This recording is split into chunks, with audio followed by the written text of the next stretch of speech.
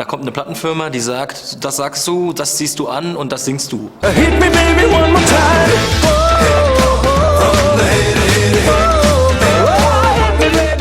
Wir waren in so einem Probenkomplex im Endeffekt mit mehreren Proberäumen und ich war da mit meiner aktuellen Band damals. Sam hat vorgesungen bei einer Rock'n'Roll-Band. Ja.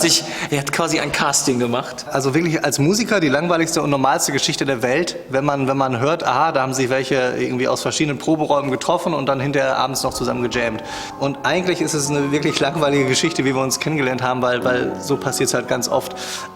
Dass das dann daraus geworden ist, was es am Ende wirklich daraus geworden ist, dass dann natürlich wirklich so ein bisschen dieser zauberhafte Teil am Ganzen so, ne? Und dann gab es halt eben diesen Kontakt von Basti zu diesen beiden Produzenten. Und das Tolle ist eben, dass die Produzenten dann wiederum einfach gesagt haben, ja, wir lassen mal unsere Kontakte spielen, gucken mal, ob es da irgendjemanden gibt, der das gerne unterstützen möchte. Und so kam das dann auch. Das hat natürlich alles länger gedauert, als sich es jetzt so anhört, ne? Aber es war dann schon so, dass es nicht abzusehen war, dass es in so eine Richtung irgendwann mal abdriftet, würde ich jetzt mal sagen, dass man dann wirklich ein Major-Label bekommt und der einen da wirklich so tatkräftig unterstützt. Aber es war dann wirklich für uns eine ganz, ganz aufregende Zeit und wofür wir sehr dankbar sind. Deswegen, also das klingt, man sagt auch, das ging alles viel länger, aber es war am Ende irgendwie ein gutes Jahr zwischen Kennenlernen und Plattenvertrag, was eigentlich in der Musikwelt auch nichts ist. Also das ist ja wirklich unglaublich schnell. Ja.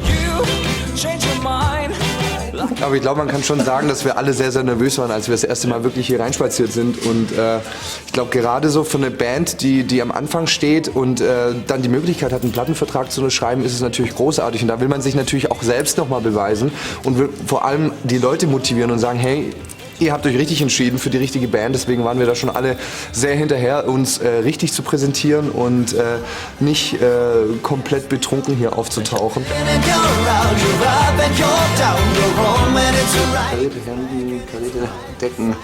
Aber da muss man auch sagen, das erste Fotoshooting, also wir müssen jetzt mal in aller Bescheidenheit sagen, wir haben echt das große Glück mit einer Musikform, die eigentlich bei vielen Leuten vielleicht gar nicht so auf dem Schirm ist, tatsächlich einen Plattenvertrag bekommen zu haben. So, ne? Und man muss auch sagen, wir sind da Warner Music unglaublich dankbar. Also das, was wir jetzt in 10 Jahren geschafft haben, das hätten wir ohne die niemals geschafft. Wenn man mit vielen Leuten an so einem Thema arbeitet und gerade auch wenn Fotos gemacht werden, dann muss man sich schon mal irgendwie erstmal zusammensetzen und gucken, wie will man sich denn jetzt am Ende wirklich als Band präsentieren. Also diesen Gang und diesen Lifestyle-Charakter von damals, den wollten wir schon auch dadurch erreichen, dass wir eben so eine gewisse stringente Linie drin hatten.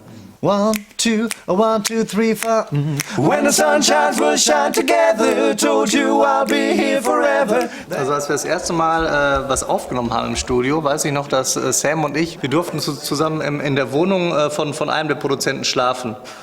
Und da hat Sam mich dann irgendwann morgens geweckt, weil er irgendwie völlig verschlafen in seinem Kissen steckte und Pimmel rief. Ich weiß nicht warum, aber es war für mich wie so ein Kikeriki.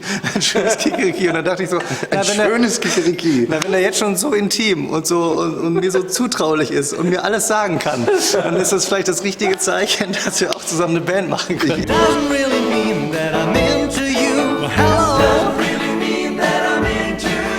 Naja, und man muss auch ehrlich sagen, also ich glaube, dieser magische Moment, der zieht sich eigentlich wirklich über ein ganzes Jahr, wie Basti gerade schon sagte, weil wir einfach mehr oder weniger trotz dieser Connections und trotz des Networkings und alles, wir haben eigentlich wirklich alles selber gemacht. Man hört ja auch gerade so, wenn man so Genremusik macht so, oder beziehungsweise eine Szenemusik wie Rockabilly oder Rock'n'Roll, dann klingt jetzt immer gleich so, ja, hier Plastik und alles gecastet, ne, und ihr wurdet ja nur gemacht.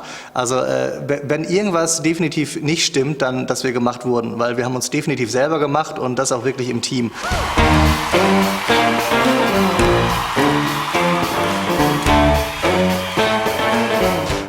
Das war immer was sich wirklich einfach wie Freunde angefühlt hat, die zusammen ein Projekt aufbauen wollen. Viele Leute, die jetzt sich nicht mit Musik beschäftigen und Musikindustrie, haben immer den Eindruck so, da kommt eine Plattenfirma, die sagt, das sagst du, das ziehst du an und das singst du.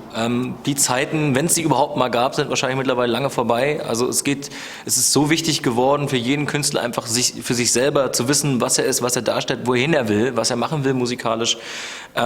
Und ja, das haben wir damals zum Glück auch genauso gehandhabt. Wahrscheinlich wäre sonst auch nichts geworden und wahrscheinlich bleiben ganz, ganz viele Künstler eben deswegen auf der Strecke, weil sie irgendwie erwarten, dass alles für sie gemacht wird und das passiert einfach nicht. Und ich glaube, es ist einfach auch nicht gesund. Der Hörer, der merkt das ja, ob das von dem Musiker selber kommt oder ob das ob er da bloß irgendwas runtersingt. Hit me, baby, one more